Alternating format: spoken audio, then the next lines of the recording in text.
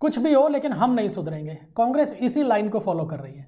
बिहार में भी आखिरकार शर्मनाक हार के बाद में वही शगुफा छोड़ दिया है कि हम नहीं आ रहे, हमें हराया गया है क्योंकि बिहार में वोट चोरी हो गए। जी हां, कांग्रेस की तरफ से अब ये आधिकारिक फैसला हो गया है और एक ये लाइन ले ली गई है कि बिहार में वोट चोरी हुए हैं, बिहार में गड़बड़ी की गई चुनाव में, इस कारण हम हारे हैं। और इसे लेकर अब कांग्रेस ने अपनी तरफ से अपने जासूस सक्रिय कर दिए और यह दावा किया है कि 2 सप्ताह में हम अब शायद हाइड्रोजन बम से भी बड़ा धमाका करके बताएंगे कि आखिरकार कैसे हुई बिहार में वोटों की चोरी।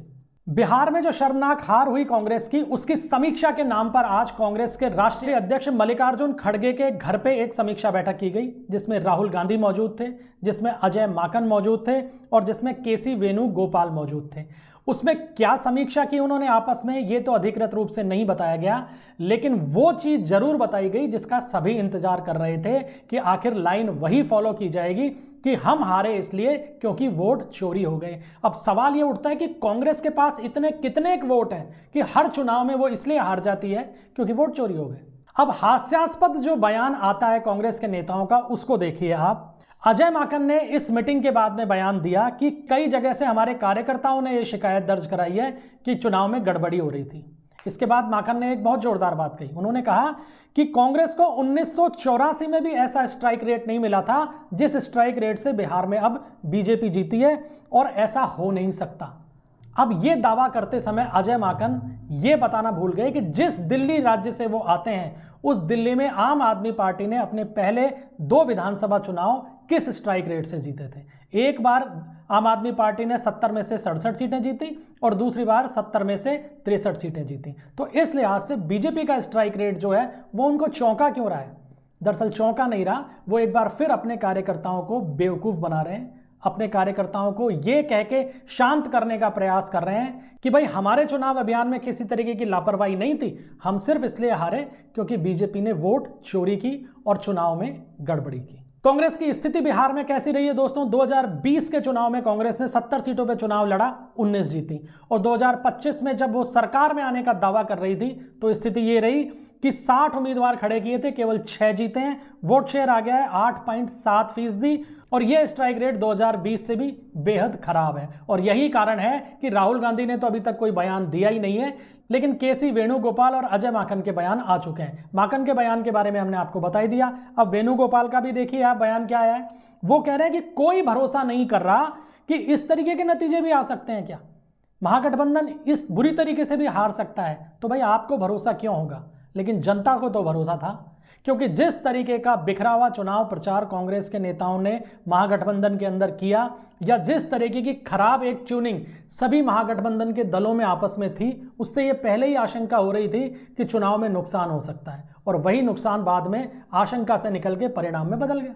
उम्मीद तो सभी को यह थी कि जब समीक्षा बैठक हुई है तो इस बैठक के बाद में कुछ कॉन्क्रीट ऐसा निकल कर आएगा कि कांग्रेस की तरफ से यह बताया जाएगा कि हम फ्यूचर में राज्यों में हमारी स्थिति सुधारने के लिए क्या करने जा रहे हैं, या इस बात पे समीक्षा होगी कि ऐसे क्या कारण रहे कि हम चुनाव हार गए। लेकिन इन सब बातों पे तो समीक्षा करनी ही नहीं थी, क्योंकि अगर समीक्षा असल हो, यानी असली कारणों के ऊपर अगर चर्चा की जाए, तो फिर आरोप लगते हैं राहुल गांधी पे। और क्या अजय माकन और क्या वेणुगोपाल की हैसियत कि वो कोई ऐसा मुद्दा निकाल सकें कि राहुल गांधी के ऊपर अंगुली उठ सके।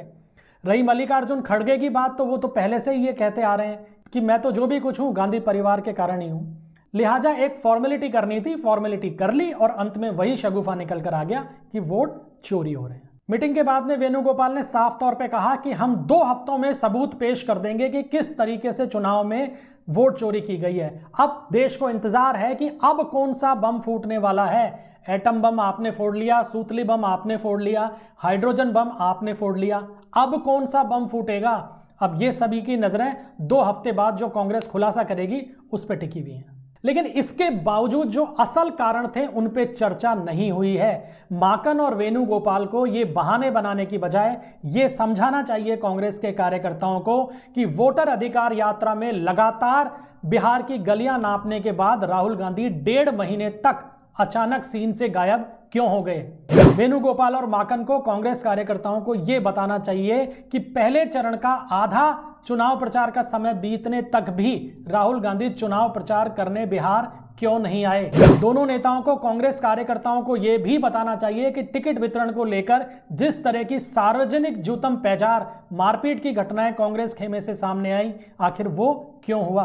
उन्हें यह भी बताना चाहिए कांग्रेस कार्यकर्ताओं को कि लालू यादव ने कांग्रेस प्रभारी को लेकर शिकायत गांधी परिवार से क्यों की। उन्हें यह भी बताना चाहिए कांग्रेस कार्यकर्ताओं को कि ट्यूनिंग जो आरजेडी और कांग्रेस के बीच होनी चाहिए थी वो क्यों नहीं दिखाई दी। ऐसे क्या कारण रहे कि जो कांग्रेस 100 सीटों के ऊपर चुनाव लड़ने का दावा कर रही थी या 2020 से ज्यादा सीटों पर चुनाव लड़ने का दावा कर रही थी, वो अचानक 60 सीटों पर सरेंडर कैसे हो गई। सीमांचल की जिन मुस्लिम बहुल सीटों के ऊपर कांग्रेस अपना दावा ठोक रही थी वो आरजेडी को चुनाव लड़ने के लिए क्यों दे दी गई। तो ये तमाम सवाल हैं जो कांग्रेस कार्यकर्ताओं के जहन में इस समय घूम रहे हैं और इनका जवाब इनके नेता नहीं दे रहे हैं, क्योंकि उनके हिसाब से तो कांग्रेस इसलिए हारी है क्योंकि वोट चोरी हो गए, क्योंकि बिहार में बीजेपी ने चुनाव में गड़बड़ी की। आज के वीडियो में इतना ही। वीडियो अगर पसंद आए तो इसे लाइक कीजिएगा, शेयर कीजिएगा और हमारे चैनल खरी खरी को सब्सक्राइब करना मत भूलिएगा, इससे हमारा मोटिवेशन बढ़ता है। तो अपने होस्ट विकास शर्मा को इजाजत दीजिए, मिलते हैं फिर अगले वीडियो में। तब तक के लिए जय हिंद, जय भारत।